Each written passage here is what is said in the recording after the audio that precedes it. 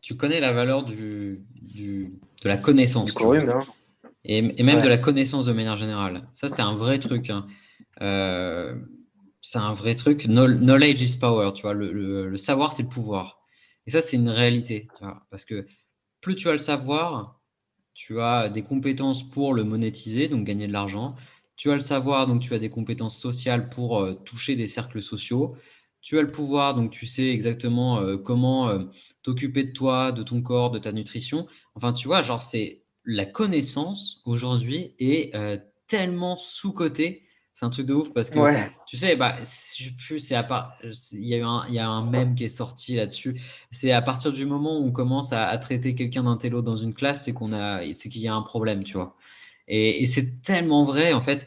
Bon, même si je suis pas Ah un ouais. grand fan d'éducation classique, etc., mais dans tous les cas, tu vois, le fait de se construire une connaissance et une culture personnelle, c'est ce qui permet de faire ce que tu veux après, tu vois. Sur tous les domaines de ta vie, tu as les connaissances qui sont à dispo et tu as juste à les prendre. Et ça, c'est une vraie attitude de Sigma, de se dire, avant tout, je me concentre sur mon développement tu vois, intrapersonnel. Donc, je monte des compétences, je monte mon savoir, en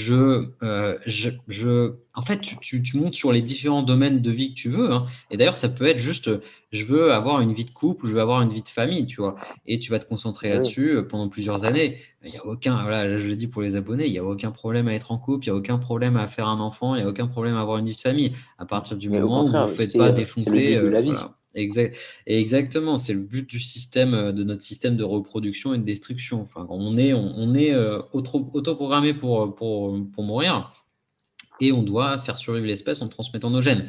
Donc effectivement, Oui. si vous ne faites pas d'enfants, bah, vous êtes un peu contre votre nature à la base. Mais bon, après ça, chacun ses différents choix. Euh, donc, tu vois, le truc, c'est qu'il ne faut pas trop essayer de devenir un alpha pour moi si tu as une tendance à être un peu plus sigma. Par contre, il faut aller à fond dans le sigma. Il faut kiffer, tu vois, être sigma. Il faut prendre en connaissance tout ce qu'il y a sur le sigma. D'ailleurs, plus ça va, plus je me dis que je vais à un moment, il va falloir que j'écrive un espèce de e-book, tu vois, où genre, c'est Oh, un ça va truc être stylé, ça. de 5-6 heures en podcast, tu vois, avec des chapitres et tout sur le sigma. Euh, Ouais, ben, je serai le premier à l'acheter. Ça marche. Bon, après, je te cache pas que c'est un gros, gros, gros travail, donc c'est un truc qui va prendre un petit peu de temps à sortir, mais je pense que ça intéresserait pas mal de gars. Donc déjà, c'est ça, en fait, tu vois, première étape, c'est de se dire, parce que là, tu es encore super jeune, et, et c'est assez cool, tu vois, d'être aussi jeune comme toi et d'avoir déjà un éveil, tu vois, de qui je suis, tu vois, qui je suis, comment je vais devenir, comment je vais évoluer. Ce qui est un peu finalement, bah, pourquoi tu vois, on se parle là, parce que si tu prendrais pas le temps ce soir qu'on s'appelle pour me parler juste de tiens, j'ai envie de baiser telle meuf, comment on fait, tu vois. Non, Ouais. t'es bien au-dessus de ça, je le vois dans ce que tu dis, tu vois, t'es sur un truc qui est méta.